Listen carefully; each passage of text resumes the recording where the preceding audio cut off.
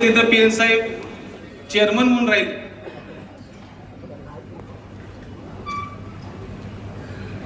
आयुष्यभर काँग्रेस पक्षाचा झेंडा त्यांनी खांद्यावर ठेवला. एक प्रामाणिक कार्यकर्ता म्हणून त्यांनी काम केलं.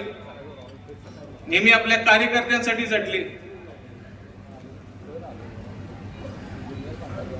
स्वर्गीय विलासराव देशमुख साहेबांच्या वरती निष्ठा ठेवून पीएन साहेबांनी काम केलं. मागच्या वर्षी पीएन साहेबांच्या निधनानंतर ज्यावेळी आमच्या या पीएन साहेबांच्या गटाची आणि आमच्या या पीएन साहेबांच्या परिवाराची जबाबदारी माझ्यावर आली,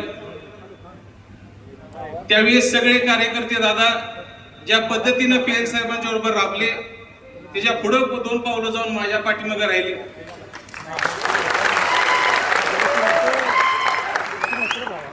एक कुटुंब म्हणून गेले कित्येक वर्ष ही लोक पीएन साहेबांवरती राहिली. पीएन साहेबांच्या पश्चात त्याच प्रेमाने त्याच निवडणुकीचा निकाल लागल्यानंतर जिल्ह्याच्या राजकारणात राज्याच्या राजकारणात बरेचसे फेरबदल झाले. पीएन साहेबांचे निधन झाल्यानंतर आम्हाला जी आपली जी माणसं वाटत होती, ज्यांच्यावरती पीएन साहेबांनी अपार निष्ठा ठेवली, त्या मंडळींना मागतं पीएन साहेबांच्या जाण्यानंतर साहेबांचा विसर पडला. पीएन साहेबांच्या घरी सहानुभूतीचे दोन शब्द बोलायला वेळ मिळाला नाही. खरं त्याच्या उलट दादा मला इथं आवर्जून सांगायचंय, माझ्या स्वर्गवासी आई गेल्या वर्षी पीएन साहेब गेले. या दोन्ही वेळेला पवार साहेब असतील आणि आपण घरी येऊन आमच्या परिवाराला धीर दिला, आमचं सांत्वन केलं.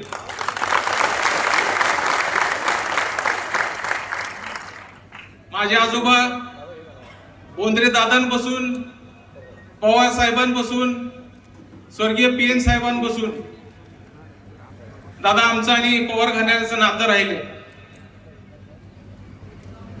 आणि आजचा हा प्रवेश आम्हा तमाम कार्यकर्त्यांसाठी हे नातं अजून घट्ट करणार आहे.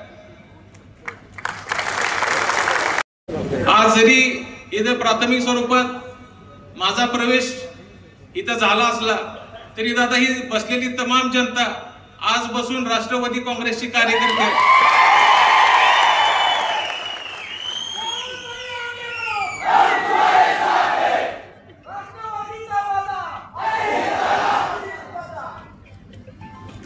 दादा काही महिन्यांपूर्वी आम्ही आमच्या भोगवती कारखान्याच्या विषय संदर्भात आपल्याकडे भेटायला आलो होतो.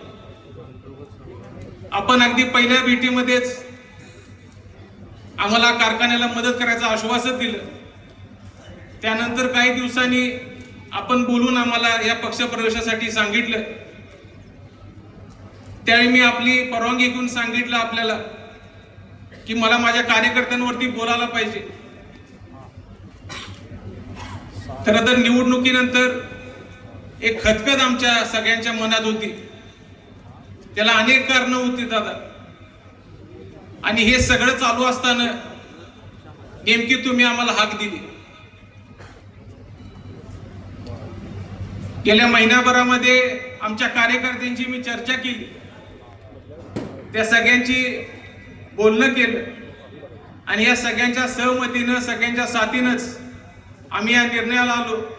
काही दिवसापूर्वी मी आपल्याला मुंबईमध्ये येऊन हा निर्णय सांगितला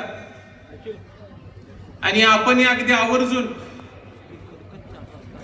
तुमचा प्रवेश घ्यायला मी कोल्हापुरातच येणार असं आवर्जून सांगितल्यानंतर आजचा हा कार्यक्रम संपन्न होतोय. या सर्वांच्या साक्षीनं मी दादा एवढंच बोलतो आणि थांबतो. ज्या पद्धतीनं पीएन साहेबांनी एका विशिष्ट विचारसरणीनं काम केलं,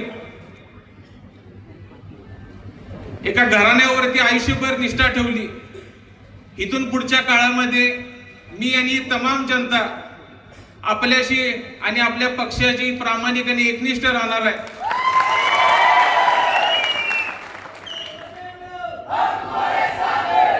त्या सर्वांच्या समोर आपल्याला एक विनंती दादा माझी राहील, ज्याप्रमाणे स्वर्गीय विलासराव देशमुख साहेबांचा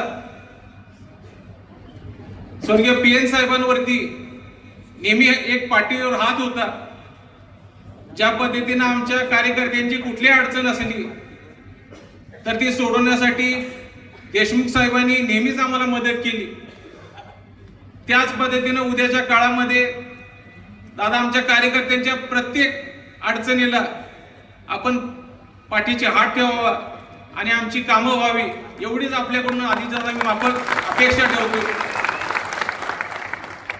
आजच्या या कार्यक्रमासाठी आपण सगळी प्रमुख मंडळी आणि तुम्ही सगळी तमाम जनता माझ्या पाठीशी उभे राहण्यासाठी आलात, त्याबद्दल आपलं सर्वांचं मनापासून आभार मानतो आणि थांबतो। जय हिंद, जय महाराष्ट्र।